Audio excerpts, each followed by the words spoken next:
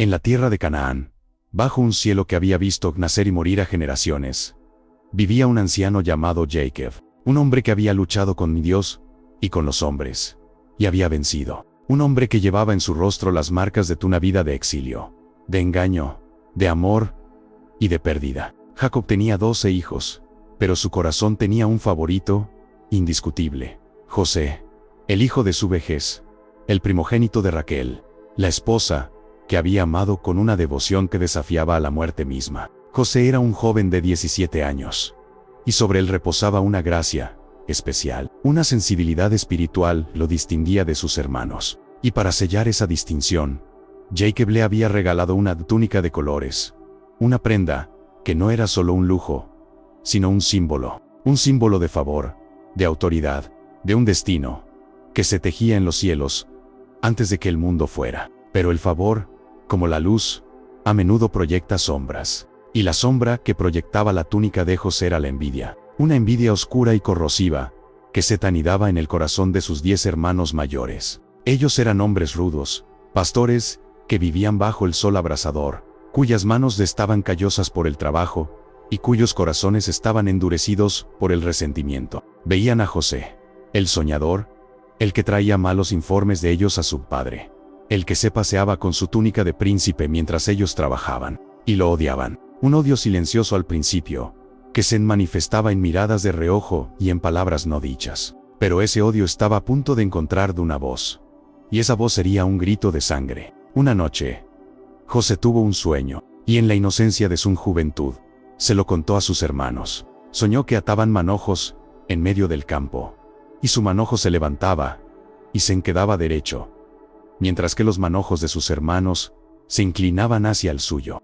La interpretación era obvia, y la reacción fue inmediata: ¿reinarás tú sobre nosotros, o señorearás sobre nosotros? Y lo aborrecieron aún más, a causa de sus sueños y sus palabras. Días después, tuvo otro sueño. Soñó que el sol, la luna y 11 de estrellas se inclinaban ante él. Esta vez, se lo contó no solo a sus hermanos, sino también a su padre. Y Jacob, aunque lo reprendió, guardaba el asunto en su corazón, porque Jacob, el hombre que había soñado con una escalera que unía el cielo y la tierra, sabía que los sueños a veces son el lenguaje en el que Dios escribe el futuro. Un día, Jacob envió a José a buscar a sus hermanos, que apacentaban las ovejas en Siquem, y José, obediente, se puso en camino. Lo que no sabía era que estabas caminando hacia su propia tumba. Sus hermanos lo vieron venir de lejos, y la semilla del odio que te habían cultivado durante años finalmente germinó en un plan de asesinato.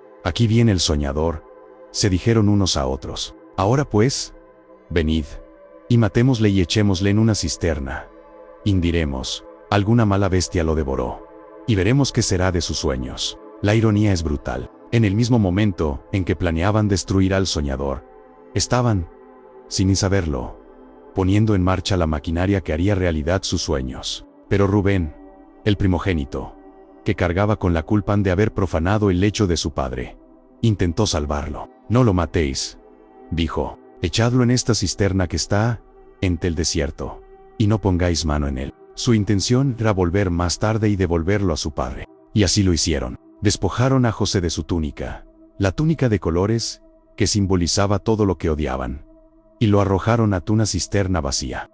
Un pozo oscuro y seco, que se convertiría en el primer capítulo de su descenso al infierno. Y luego, con una frialdad que hiela la sangre, se sentaron a comer pan, como si nada hubiera pasado, como si el eco de los gritos de su hermano no resonara en sus oídos. Pero el destino, o más bien, la providencia de Dios, tenía otros planes. Mientras comían, vieron pasar una caravana de ismaelitas que se dirigía a Egipto, y a Judá, el cuarto hijo, el que llevaba el linaje del futuro Mesías, se le ocurrió una idea: ¿qué provecho hay en que matemos a nuestro hermano y encubramos su muerte? Venid, y vendámosle a los ismaelitas, y no sea nuestra mano sobre él, porque él es nuestro hermano, nuestra propia carne. Y sus hermanos convinieron con él, y por 20 piezas de plata, el precio de un esclavo, vendieron a su hermano, el mismo Judá que más tarde ofrecería su propia vida, a cambio de la de su hermano Benjamín.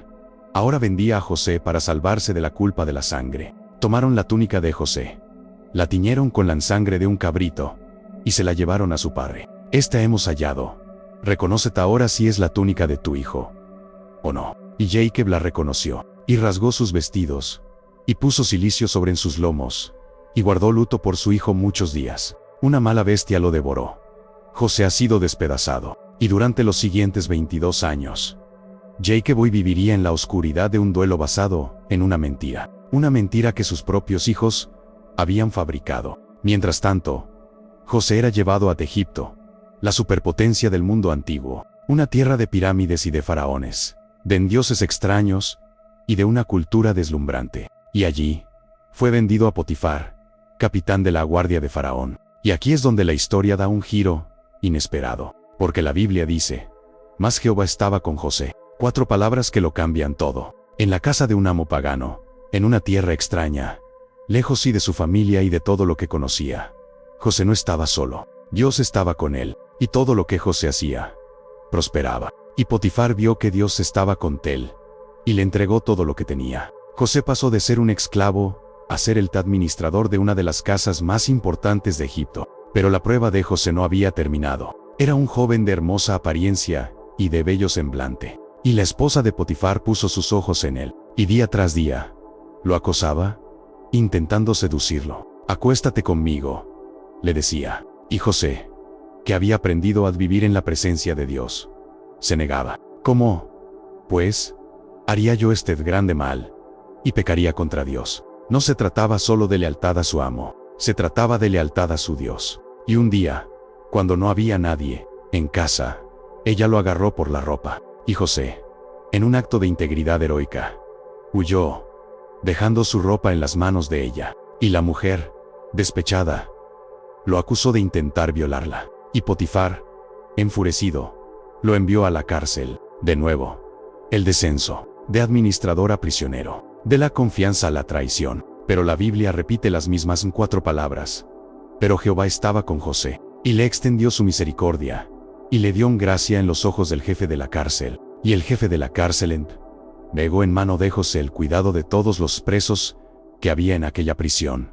Todo lo que se hacía allí, él lo hacía. De nuevo, la misma pauta: fidelidad en la prueba, seguida de favor y de ascenso. José se convirtió en el administrador de la cárcel, y allí, en la oscuridad de una mazmorra egipcia, su don de interpretar sueños volvería a jugar un papel crucial. 2 de los oficiales de Faraón, el jefe de los coperos y el jefe de los panaderos, ofendieron a su señor y fueron enviados a la misma cárcel donde estaba José. Y una noche, ambos tuvieron un sueño, y a la mañana siguiente, José los vio tristes, porque parecen hoy mal vuestros semblantes. Y ellos le contaron sus sueños. Y José, con la sabiduría que venía de Dios, se los interpretó. Al copero le dijo: dentro de 3 días Faraón te restituirá a tu puesto. Y le hizo una petición: te ruego que te acuerdes de mí cuando tengas ese bien, y te hagas conmigo misericordia, y hagas mención de mí a Faraón, y me saques de esta casa. Al panadero,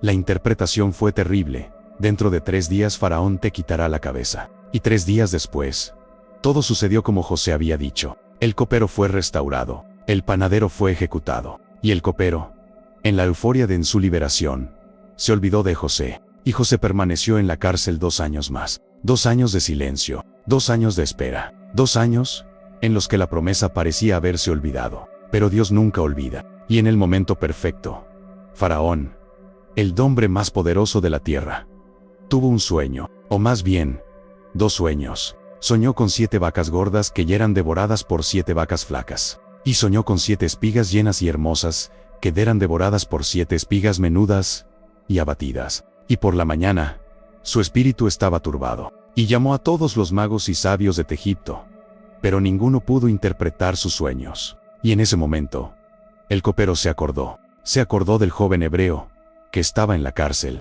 y le habló a Faraón de José. Y Faraón mandó llamar a José, y lo sacaron de la cárcel, lo afeitaron, les cambiaron la ropa, y lo llevaron ante el rey. Y Faraón le contó sus sueños. Y José, de pie ante el trono del imperio más grande del mundo, no se atribuyó el mérito. No está en mí, dijo. Yo será el que dé respuesta propicia a Faraón. Y le dio la interpretación. Los 2 sueños eran uno solo. Vendrían 7 años de gran y abundancia, toda la tierra de Egipto. Y tras ellos, seguirían 7 años de hambre. Y el hambre consumiría la tierra. Y le dio un consejo: provéase ahora Faraón de un varón prudente y sabio, y póngalo sobre la tierra de Egipto, y que recoja la quinta parte de los frutos en los 7 años de la abundancia, y la guarde como provisión para los 7 años de hambre. Y el consejo pareció bien a Faraón y a sus siervos. Y Faraón dijo: ¿acaso hallaremos a otro hombre como este, en quien esté el Espíritu de Dios? Y le dijo a José: pues ¿qué Dios te ha hecho saber todo esto? No hay entendido ni sabio como tú. Tú estarás sobre mi casa, y por tu palabra se gobernará todo mi pueblo. Solamente en el trono seré yo mayor que tú. Y en un solo día, José pasó de ser un prisionero a ser el primer ministro de Egipto, de la cisterna a la corte, del pozo al palacio. Tenía 30 años, la misma edad a la que Jesús comenzaría su ministerio público. Y durante los 7 años de abundancia, José recorrió la tierra de Egipto, almacenando trigo en cantidades incontables, como la arena del mar. Y llegaron los 7 años de hambre, y el hambre se extendió por toda la tierra, y de todos los países venían de Egipto para comprar trigo a José. Y entre los que vinieron estaban sus 10 hermanos. Vinieron y se postraron ante él con el rostro en tierra. Y el sueño, que había soñado 13 años antes, en los campos de Canaán, se cumplió ante sus propios ojos. Y José reconoció a sus hermanos, pero ellos no lo reconocieron a él. Y los trató como extraños, y les habló ásperamente, y los acusó de ser espías, y los puso en la cárcel por 3 días, y todo lo que había sufrido a manos de ellos,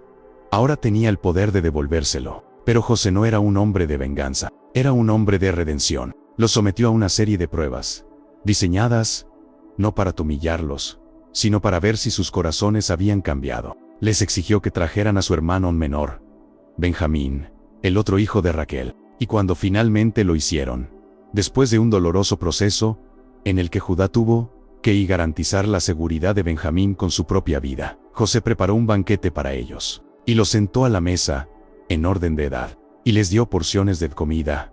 Pero la porción de Benjamín era 5 veces mayor que la de los demás, y ellos estaban atónitos, sin entender lo que estaba pasando. Y la prueba final fue la más dura. José ordenó que pusieran su copa de plata en el saco de Benjamín, y cuando se habían ido, envió a su mayordomo a alcanzarlos y a acusarlos de robo. Y encontraron la copa en el saco de Benjamín. Y los hermanos, desesperados, rasgaron sus vestidos y volvieron a la ciudad, y se postraron ante José. Y Judá, el mismo que había propuesto vender a José, ahora se ofreció a sí mismo como esclavo en lugar de Benjamín, para que su padre no muriera de dolor. Y en ese momento, José supo que sus hermanos habían cambiado. El egoísmo había sido reemplazado por el sacrificio. La envidia había sido reemplazada por el amor. Y José ya no pudo contenerse. Hizo salir a todos de su presencia. Y llorando a gritos, se dio a conocer a sus hermanos: yo soy José, ¿vive aún mi padre? Y sus hermanos no podían responder porque estaban turbados delante de él. Vosotros pensasteis mal contra mí, mas Dios lo encaminó a bien, para hacer lo que vemos hoy, para mantener en vida a mucho pueblo. Y José les dijo las palabras más asombrosas de toda la Biblia, las palabras que resumen toda la teología de la providencia de Dios.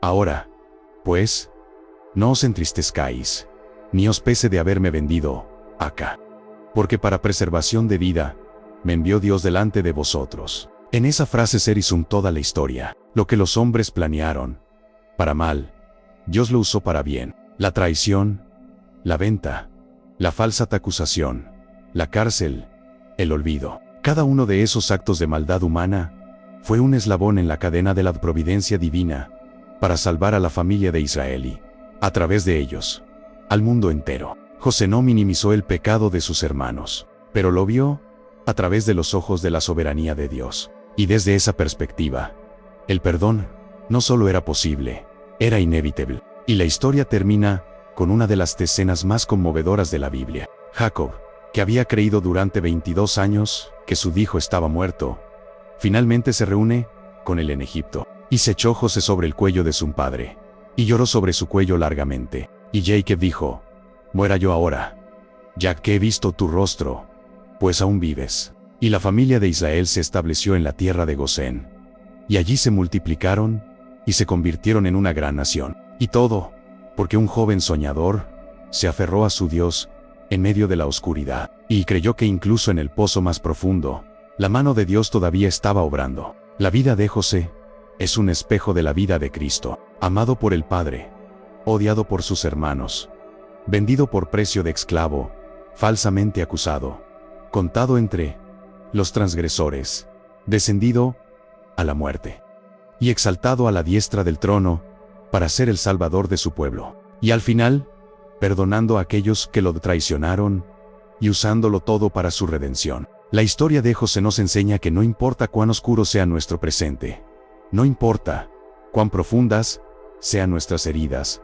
no importa cuán imposibles parezcan nuestras circunstancias, si mantenemos nuestra fe en el Dios que convierte las tragedias en triunfos, que saca la belleza de las cenizas, que usa el mal para bien, entonces un día miraremos hacia atrás y diremos, como José, vosotros pensasteis mal contra mí, mas Dios lo encaminó a bien. Y esa, al final, es la única perspectiva que importa. La historia de José no es solo una saga familiar, es un tratado sobre la naturaleza del sufrimiento y el propósito divino que se esconde detrás de él. A menudo, cuando enfrentamos dificultades, nuestra primera pregunta es, ¿por qué? ¿Por qué a mí? ¿Por qué ahora? Buscamos una razón, una explicación lógica que le dé sentido al dolor. Pero la historia de José nos enseña una verdad más profunda. A veces, el propósito de nuestro sufrimiento no se revela en el momento, sino mucho después. A veces, la respuesta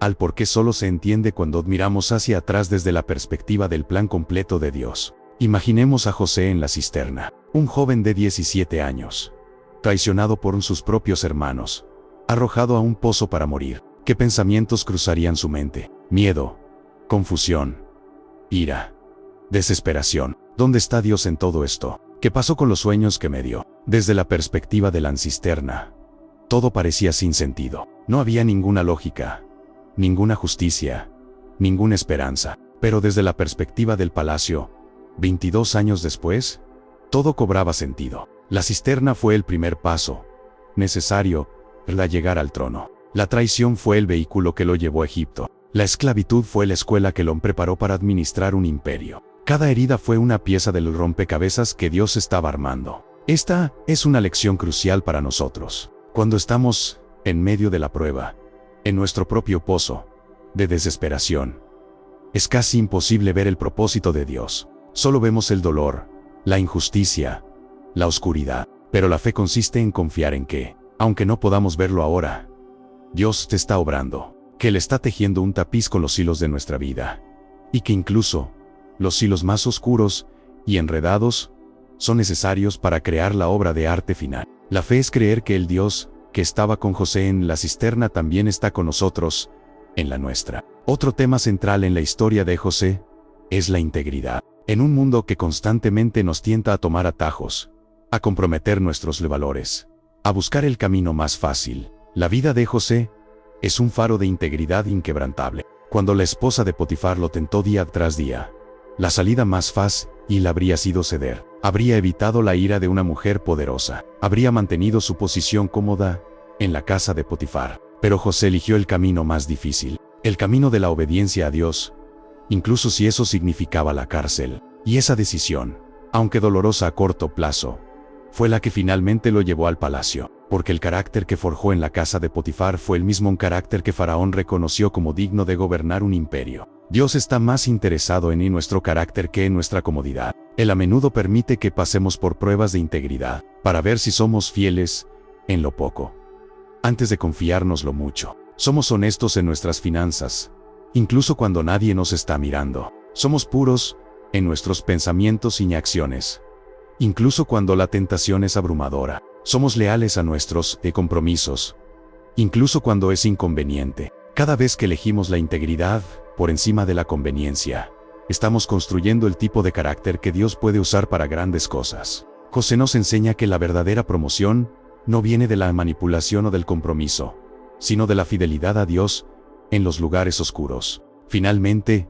la historia de José es la historia del poder redentor del perdón. El clímax de la historia no es cuando José se convierte en primer ministro, es cuando se revela a sus hermanos y les dice: Dios lo encaminó a bien. El perdón de José no fue un acto de debilidad, fue un acto de poder. El poder de ver el pecado de sus hermanos a través de los ojos de la soberanía de Dios. El poder de liberar su propio corazón del veneno de la amargura. El poder de restaurar una familia rota, y convertirla en el vehículo de la promesa de Dios para el mundo. Perdonar no es fácil, especialmente cuando las heridas son profundas. Pero el perdón no es principalmente un regalo que le damos a la persona que nos ofendió. Es un regalo que nos damos a nosotros mismos. Es la decisión de soltar el ancla del resentimiento que nos mantiene atados al pasado. Es la elección de confiar en que Dios es un juez más justo que nosotros, y que Él se encargará de la justicia a su manera y a su tiempo. Cuando José perdonó a sus hermanos, no solo los liberó a ellos de su culpa, se liberó a sí mismo, para poder abrazar plenamente el futuro que Dios tenía para él. Y al hacerlo, se convirtió en uno de los tipos más claros de Cristo en todo el Antiguo Testamento. Un hombre que absorbió el mal que le hicieron y lo devolvió con gracia, redención y vida. Y esa es la invitación para cada uno de nosotros: tomar las heridas de nuestro pasado y permitir que Dios las use para traer sanidad y esperanza a nuestro futuro. La túnica de colores. Es imposible contar la historia de José sin hablar de ella. No era una simple prenda de vestir. En la cultura del antiguo cercano Oriente, una túnica como esa era una declaración. Era la marca de un heredero, de un líder designado. Al darle esa túnica a José,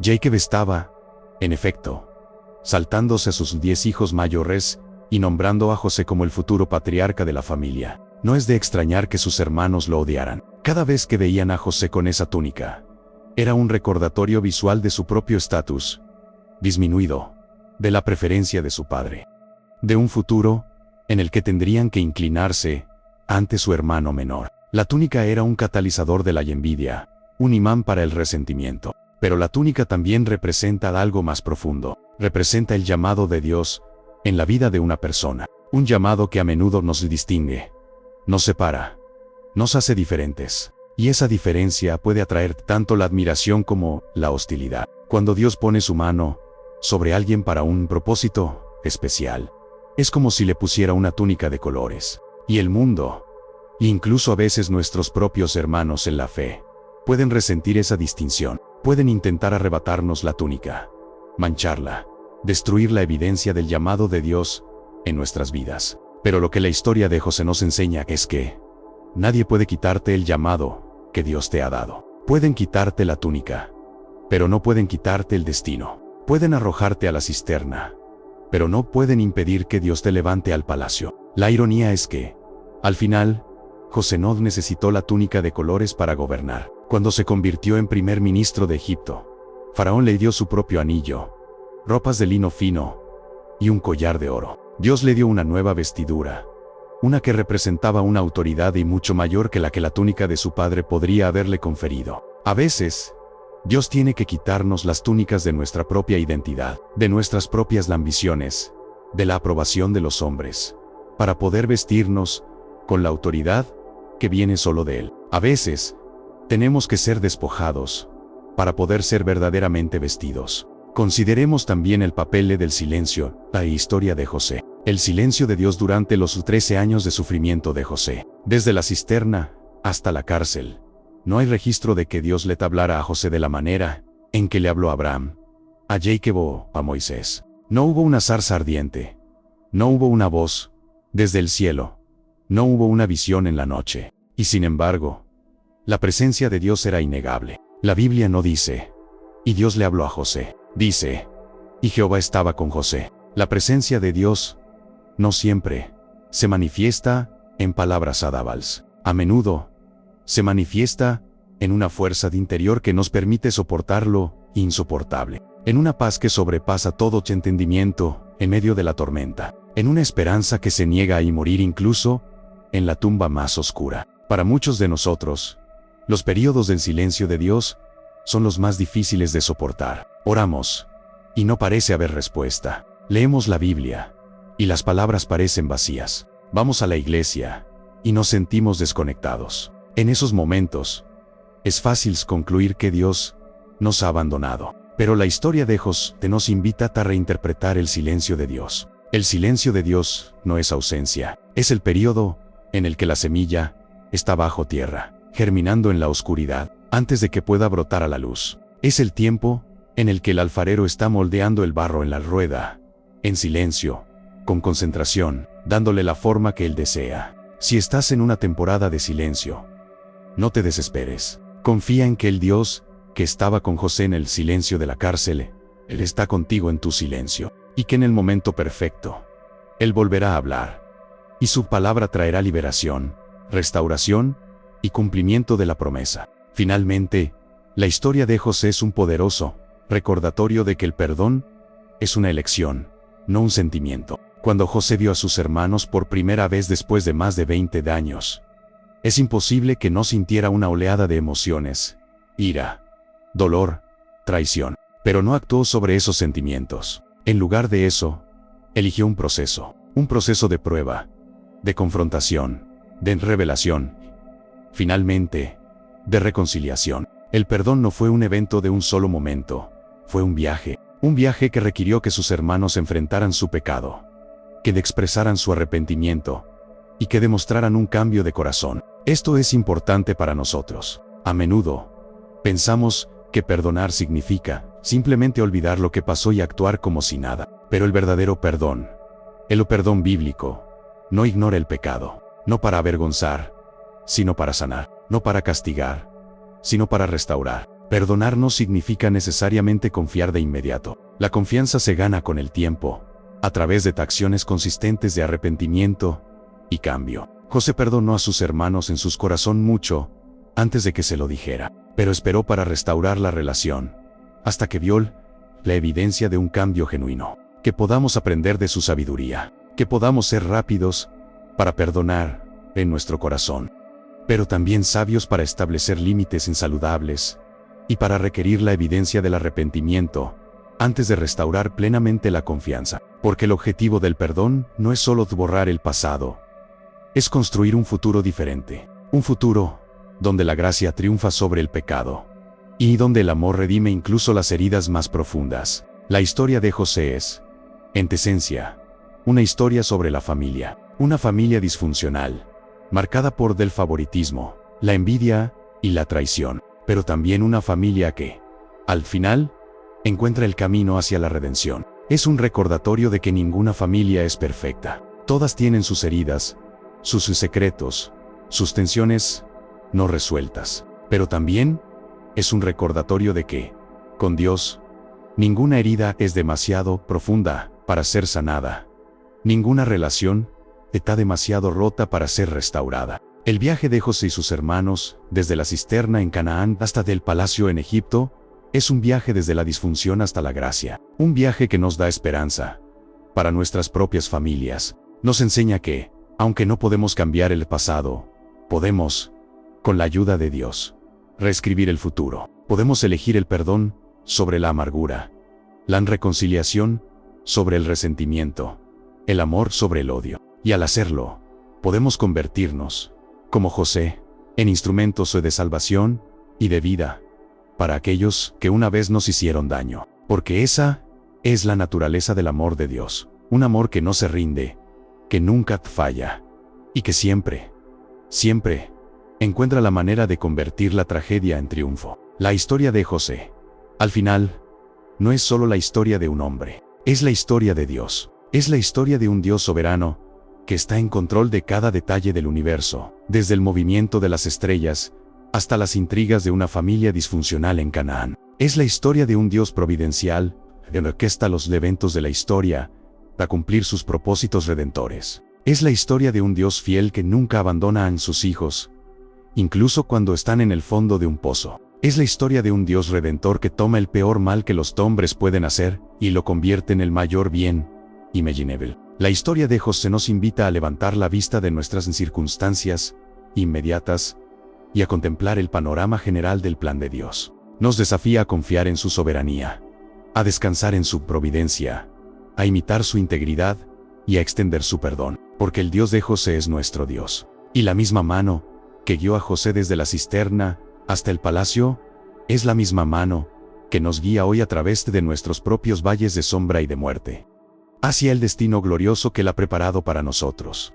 un destino de reconciliación, de restauración y de vida eterna en su presencia. Que podamos, como José, vivir vidas que declaren al mundo que nuestro Dios es un Dios, que convierte los sueños en realidad, las pesadillas en testimonios y las tumbas en tronos. La historia de José es, en esencia, una historia sobre la familia, una familia disfuncional, marcada por el favoritismo, la envidia y la traición, pero también una familia que, al final, encuentra el camino hacia la redención. Es un recordatorio de que ninguna familia es perfecta. Todas tienen sus heridas, sus secretos, sus tensiones no resueltas. Pero también es un recordatorio de que, con Dios, ninguna herida es demasiado profunda para ser sanada.